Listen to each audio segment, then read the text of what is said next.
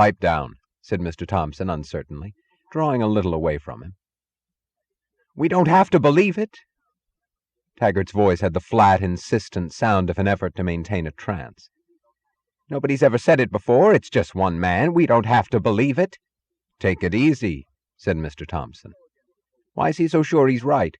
Who is he to go against the whole world, against everything ever said for centuries and centuries? Who is he to know? Nobody can be sure. Nobody can know what's right. There isn't any right. Shut up, yelled Mr. Thompson. What are you trying to... The blast that stopped him was a military march leaping suddenly forth from the radio receiver, the military march interrupted 3 hours ago, played by the familiar screeches of a studio record. It took them a few stunned seconds to grasp it, while the cheerful thumping chords went goose-stepping through the silence, sounding grotesquely irrelevant, like the mirth of a half-wit. The station's program director was blindly obeying the absolute that no radio time was ever to be left blank. Tell them to cut it off, screamed Wesley Mooch, leaping to his feet.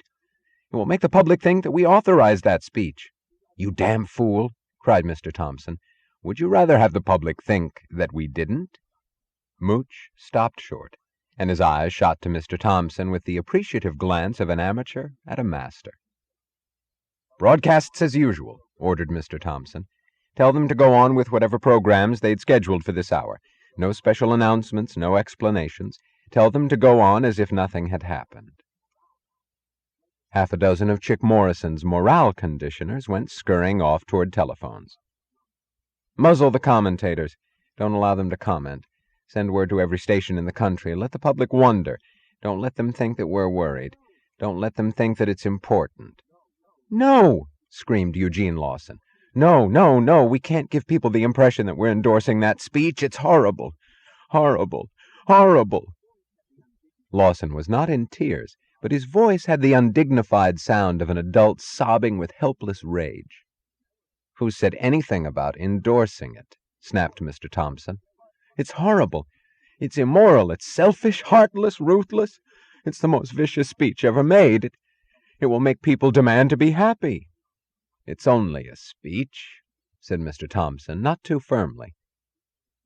It seems to me, said Chick Morrison, his voice tentatively helpful, that people of nobler spiritual nature, you know what I mean, people of mystical insight. He paused as if waiting to be slapped, but no one moved, so he repeated firmly, Yes, of mystical insight, won't go for that speech. Logic isn't everything, after all. The working men won't go for it, said Tinky Holloway, a bit more helpfully. He didn't sound like a friend of labor. The women of the country won't go for it, declared Ma Chalmers. It is, I believe, an established fact that women don't go for that stuff about the mind. Women have finer feelings. You can count on the women. You can count on the scientists, said Dr. Simon Pritchett. They were all pressing forward, suddenly eager to speak, as if they had found a subject they could handle with assurance. Scientists know better than to believe in reason. He's no friend of the scientists. He's no friend of anybody, said Wesley Mooch, recapturing a shade of confidence at the sudden realization, except maybe of big business. No, cried Mr. Moen in terror. No, don't accuse us. Don't say it. I won't have you say it. What? That anybody is a friend of business. Don't let's make a fuss about that speech, said Dr. Floyd Ferris. It was too intellectual. Much too intellectual for the common man. It will have no effect. People are too dumb to understand it. Yeah, said Mooch hopefully. That's so. In the first place, said Dr. Ferris, encouraged, people can't think. In the second place, they don't want to. In the third place, said Fred Kinnan, they don't want to starve. And what do you propose to do about that? It was as if he had pronounced the question which all of the preceding utterances had been intended to stave off. No one answered him, but heads drew faintly deeper into shoulders, and figures drew faintly closer to one another, like a small cluster under the weight of the studio's empty space. The military march boomed through the silence with the inflexible gaiety of a grinning skull. Turn it off, yelled Mr. Thompson, waving at the radio. Turn that damn thing off. Someone obeyed him, but the sudden silence was worse. "Well?" said Mr. Thompson at last, raising his eyes reluctantly to Fred Kinnan. "What do you think we ought to do?" "Who, me?" chuckled Kinnan. "I don't run this show." Mr. Thompson slammed his fist down on his knee. "Say something," he ordered, but seeing Kinnan turn away, added, "Somebody." There were no volunteers. "What are we to do?" he yelled, knowing that the man who answered would thereafter be the man in power. "What are we to do? Can't somebody tell us what to do?" "I can." It was a woman's voice, but it had the quality of the voice they had heard on the radio. They whirled to Dagny before she had time to step forward from the darkness beyond the group. As she stepped forward, her face frightened them, because it was devoid of fear.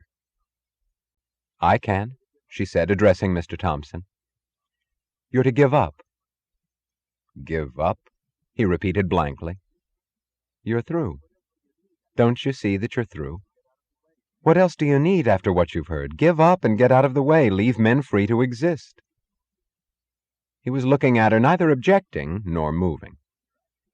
"You're still alive. You're using a human language. You're asking for answers. You're counting on reason. You're still counting on reason, God damn you.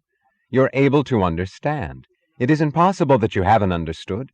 There's nothing you can now pretend to hope, to want, or gain, or grab, or reach. There's nothing but destruction ahead, the world's and your own. Give up and get out." They were listening intently, but as if they did not hear her words, as if they were clinging blindly to a quality she was alone among them to possess, the quality of being alive. There was a sound of exultant laughter under the angry violence of her voice. Her face was lifted. Her eyes seemed to be greeting some spectacle at an incalculable distance, so that the glowing patch on her forehead did not look like the reflection of a studio spotlight, but of a sunrise. "You wish to live, don't you? Get out of the way if you want a chance. Let those who can take over. He knows what to do. You don't. He is able to create the means of human survival. You aren't." "Don't listen to her!" It was so savage a cry of hatred that they drew away from Dr. Robert Stadler, as if he had given voice to the unconfessed within them. His face looked as they feared theirs would look in the privacy of darkness.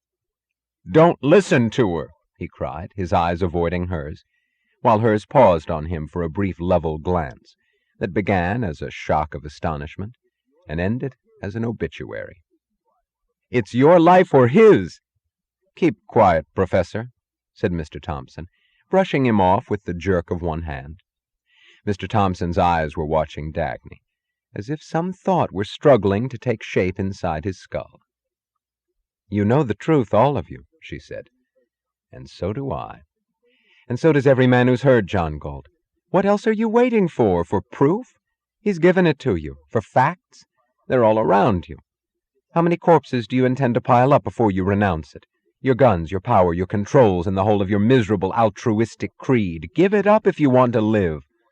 Give it up if there's anything left in your mind that's still able to want human beings to remain alive on this earth." "But it's treason!" cried Eugene Lawson.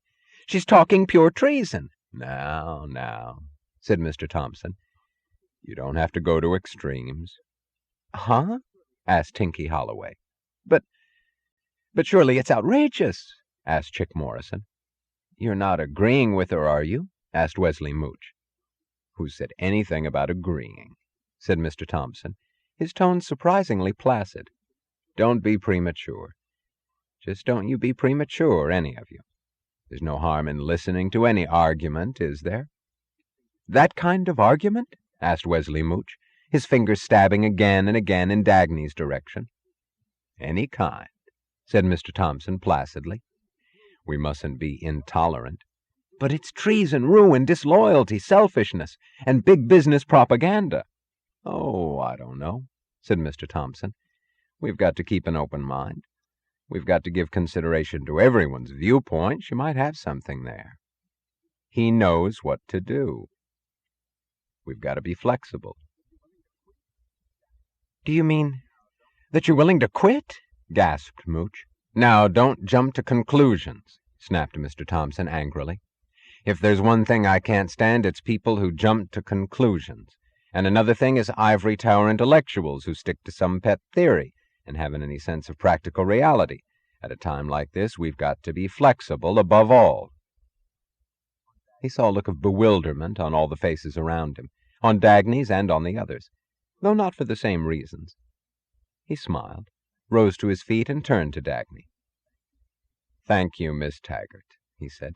"Thank you for speaking your mind. That's what I want you to know, that you can trust me and speak to me with full frankness. We're not your enemies, Miss Taggart.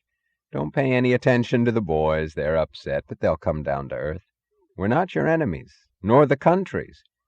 Sure, we've made mistakes. We're only human, but we're trying to do our best for the people. That is, I mean, for everybody, in these difficult times.